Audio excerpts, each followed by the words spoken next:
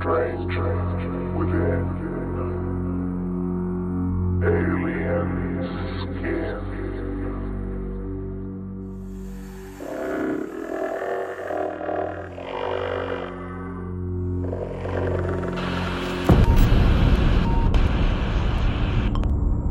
Let it begin.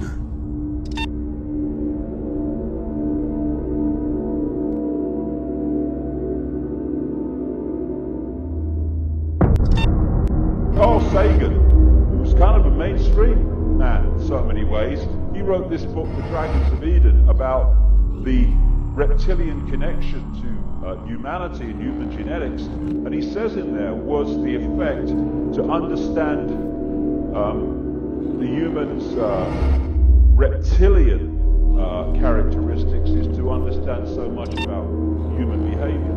Quite right. So the DNA, the hard drive, which has been put in there. Now, one of the hardest things that people have to understand, and I completely appreciate it, is this idea of shape-shifting. Now, it's an ancient thing in terms of accounts all over the world, not just shape-shifting between human and reptilian, but shape-shifting between human and many different forms, animal forms, etc. And people perceive it because we're so locked into this reality is real.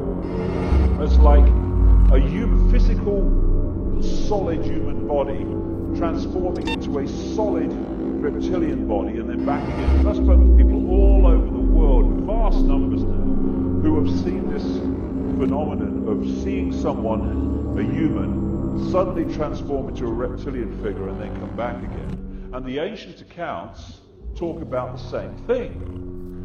And people think, it's impossible, mate. How can a body change into another body? I mean, the person would die, wouldn't they? Well, that's not what's happening. The only place that the physical reptilian form and the physical human form exist is in here, when their energetic form is decoded into a holographic, apparently physical form. So when something's shape-shifting, it shifts in the decoding mechanism by which we decode different energy fields. It's literally like changing a television channel. You've got the human field, which is obscuring the reptilian field because they hide behind the human field, so we don't know what the hell's going on. And if I'm observing the human field, that's the prime field that I'm decoding, I will see a human. But if this becomes the prime field, suddenly, for whatever reason, I'm now decoding the reptilian field, the reptilian energy field. What is happening in my decoded system in my mind is I'm seeing a human physical form, reptilian physical form, human physical. Did you see that? Bloke's just changed into a bloody lizard. So it's in the decoding that shapeshifting takes place, because there is no physical form out there. It's in here. That's where it all goes on. And this movement of energy fields is where we get confused, and it's where the decoding mechanism makes us think that very strange things are going on.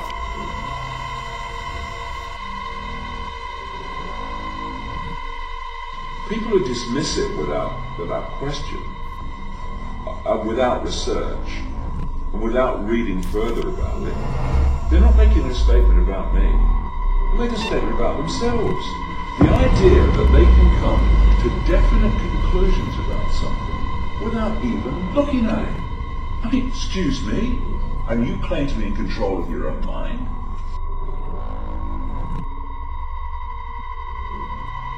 The point is there's a gathering mass of evidence to support it. And what I was going to say is, you talk to physicists, and even within this frequency range, this narrow frequency range that we can access, we call the universe, we can only see about 10% of the matter that exists in this universe. We can only see matter that reflects light. luminous matter they call it, dark matter that doesn't reflect light in a way that we can perceive it, we can't see.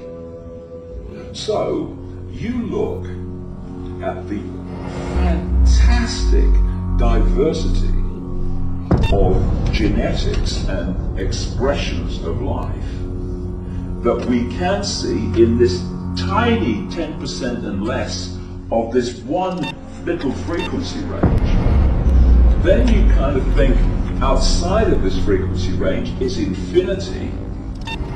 If entities had not evolved through the reptilian stream, when you look at the unbelievable diversity of the reptilian species in this tiny little 10% of the universe that we can see, in this little frequency range, then it's not that it's fantastic that this species could throw up a form that is humanoid and has an intellectual intelligence. It's actually staggering if it had not done so. I spoke at this conference in America, and I talked to this guy who ran a magazine, and he was a real straight Christian patriot guy, not into all this, stuff. And he said to me, I like your stuff, he said. I like all your political stuff and all your secret societies, he said. But I have a real problem with this reptilian and the shape shifting. He said, I can't get my head around that. I said, fair enough, another problem. So take what you like and leave the rest of it. So anyway, the next day, I walk into the area where he is, and everyone's in the conference listening to somebody, so the room's empty. He said, I told you, he said, last night, he said, I met this man who had a real problem with me because of something I did that he didn't like, something I wrote he didn't like. He said, and he got angry, and he was screaming, kind of totally lost it. He said, and the hotel manager came over and said, can you take this elsewhere, please? You're upsetting the other customers. So he thought, I'm out of here, I can't take this anymore. And he went to the elevator. And as the elevator doors were closed, this guy, still at it, comes in the elevator, right in his face, get absolutely livid. And he said, shapeshifted in front of me. So he was then much more open to the fact that this is no illusion. This is conditioned to believe that people manifest and entities manifest as like human bodies, because that's the conditioned mind reacting. I understand that, but any conditioned mind that says, I am not going to look at the evidence, I'm just going to dismiss it because it is so different, is a conditioned mind that is unbelievably imprisoned while thinking it's free.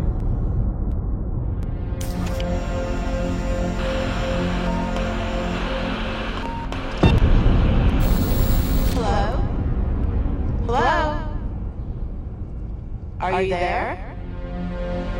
Hello?